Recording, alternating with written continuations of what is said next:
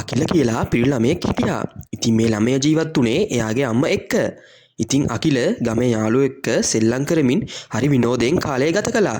ඒ වගේම පාඩම් වැඩවලටත් අකිල හරිම දක්ෂයි. ඉතින් අකිලගේ අම්මා හැමදාම උදේට අකිලට මොනවා හරි හොඳ උපදෙසක් දෙනවා. ඔන්න ඉතින් අද දුන්න උපදෙස් තමයි මොන දේ කළත් මොන දේ වුණත් නිතරම ඇත්තම කතා කරන්න කියලා. ඉතින් අකිල මේ අම්මා දෙන උපදෙස් හොඳට මතක තියාගන්නවා. ඒ වගේම පිළිපදිනවා. වෙනද වගේම අදත් අකිල යාළුවෝ එක්ක ඉස්කෝලේට ගියා. ඉතින් විවේක කාලයේදී අකිල සහ යාළුවෝ සෙල්ලම් කරන්න ගත්තා.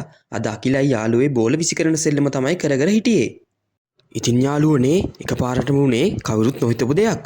අකිල විසිකරපු බෝලය ගිහින් එයාලගේ පන්ති කාමරයේ ජනේලයේ වැදුනා. වැදිලා වීදුරුව කුඩු වුණා. අකිලයි යාළුවෝ හොඳටම බය වුණා. අකිලගේ අතින් මෙහෙම දෙයක් උනේ පළවෙනි පාරට නිසා ගොඩක් බය වෙලා හිටියේ. ඉතින් මෙයාලා ආයේ පන්ති කාමරයට ගිහින් බයෙන් වාඩි වෙලා ඉද්දී පන්ති බාර ටීචර් ආවා. ටීචර්ත් පන්තියට ආවට පස්සේ වෙලා තියෙන දේ දැක්කේ. ටීචර් ළමයිගෙන් ඇහුවා කවුද මේක කළේ කියලා. ළමයි මුකුත් කිව්වේ නැහැ. බය වෙලා නිශ්ශබ්දව හිටියා. ඉතින් අකිල මොකද්ද කරන්න කියලා හිතාගන්න බැරුවයි හිටියේ. අකිල එකපාරට උදේ අම්මා දුන්න උපදෙස මතක් වුණා. සෑම විටම ඇත්ත කියන්න කියලා.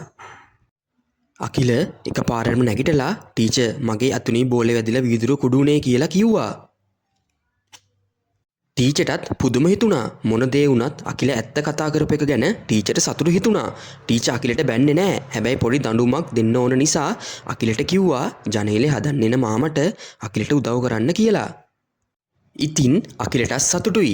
ඇත්ත කතා කරලා මෙහෙම වුණ එක ගැන අකිල සතුටින් මාමටත් උදව් කළා. අකිලගේ යාළුවන්ටත් මේ වුණ දේ ගැන හරිම සතුටුයි. මොකද යාළුවත් බය වෙලානේ හිටියේ. ඉතින් යාළුවෝ හැමෝමත් අකිලටයි මාමටයි ජනේලේ හදන්න උදව් කළා. ඉතින් හවස ඉස්කෝලේ ඉවර වෙලා වෙනදටත් වඩා සතුටින් අකිල ගෙදර ආවා. අකිල මේ වුණ දේ ගැන බොහොම සතුටින් අම්මට කිව්වා. ඉතින් යාළුවනේ ඔයාලත් හැම විටම ඇත්ත කතා කරන්න. සත්‍යමයි ජයගන්නේ කියලා ඔයාලා අහලා තියෙනවනේ.